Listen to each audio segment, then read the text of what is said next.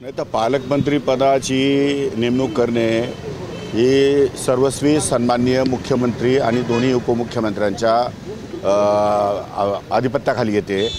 माझा त्याच्याशी स्वतःचा काही संबंध नाही। मी महाराष्ट्रामध्ये गेले 8 दिवस शेतकऱ्यांची समस्या, त्यांचे प्रश्न, त्यांचे क्रॉप पॅटर्न, त्यांचे अनुदानं, त्याचप्रमाणे एक्झिबिशन, त्याचप्रमाणे कॉन्व्होकेशन अशा वेगवेगळ्या कार्यक्रमामध्ये महाराष्ट्रभर फिरतो आहे। त्यामुळे शेतकऱ्यांच्या अडीअडचणी समजून घेणं हे माझं प्राथमिक कर्तव्य आहे, तेच मी करतो आहे। त्यामुळे पालकमंत्र्याच्या कुठल्याही गोष्टीमध्ये मी या ठिकाणी माझे मत व्यक्त केलेलं नाही।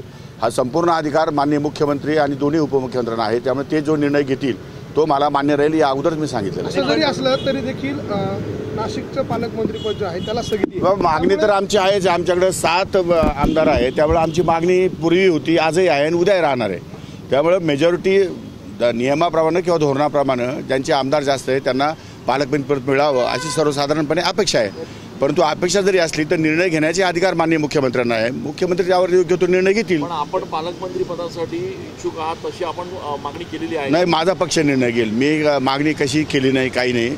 माझा पक्ष सन्माननीय उपमुख्यमंत्री अजितदादा पवार राष्ट्रवादी काँग्रेस पक्षाचे अध्यक्ष आहेत, त्यांना संपूर्ण अधिकार आहे। ते जे निर्णय घेतील तो मला मान्य। तुम्हाला जे पालकमंत्री पद दिलेलं आहे त्याच्यावर तुम्ही समाधानी आहात? मी समाधानी, मी पूर्ण कुठल्या कामावर समाधानी। नंदुरबारमध्ये काल राडा झाला, 2 गटांमध्ये दंगल उसळली, त्या ठिकाणी तणावपूर्ण वातावरण सध्या आहे। आपण काही माहिती घेतली? नाही, मी काही माहिती घेतली नाही। मी माहिती घेईन, आता रात्री उशिरा आलो मी, पण माहिती घेतो मी आणि त्या संदर्भात मार्ग काढू। मी नंदुरबारला गेलो काढेल।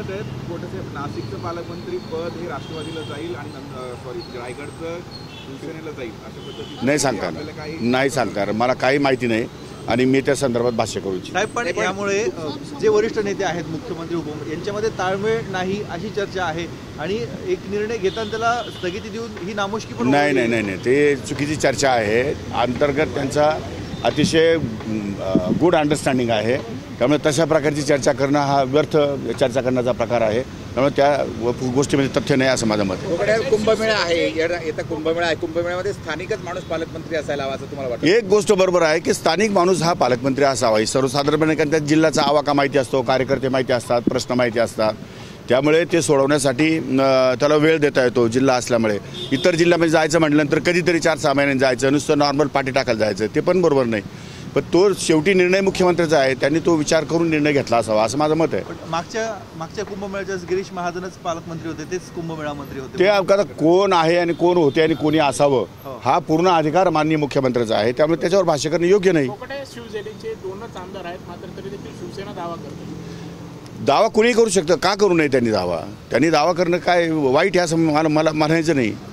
मग आता गिरीश महाजन 4-5 BJPचे आमदार, मंत्री एक आहे नाही, मग ते जाहीर झालेच की नाही। त्यामुळे असं दावा करणं किंवा मागणं किंवा अपेक्षा ठेवणं ही काही चुकीची गोष्ट आहे असं मला वाटत नाही। संजय राऊतांनी गंभीर आरोप केला आहे की मुख्यमंत्री पदावरून जेव्हा एकनाथ शिंदे रुसले त्यावेळेला उदय सामंत 20 आमदार घेऊन तयार होते येण्यासाठी आणि त्याच्यामुळे घाईघाईनं मुख्यमंत्री पुन्हा एकदा म्हणजे असं काही माझ्या नॉलेजमध्ये नाही आहे। काल आपण असं बोललं होतं की केंद्राच्या अनुदानामुळे अनुदान मिळत नसल्यामुळे राज्यातल्या अनेक योजना अनुदान मिळत नाही असं म्हटलो नाही।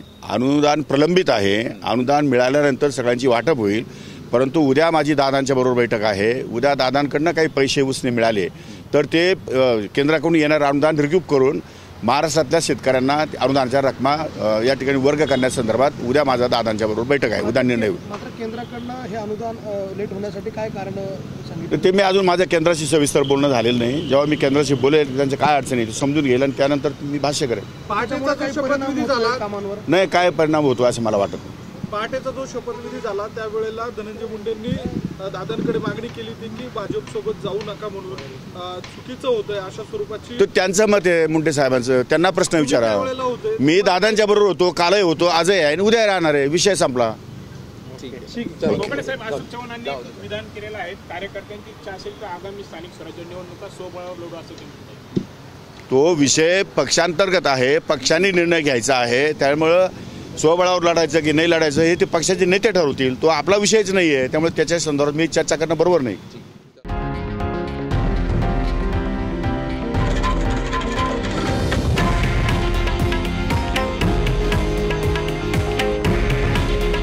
हे आहे देशातील नंबर 1 न्यूज नेटवर्क आणि आपण पाहत आहात TV9 मराठी।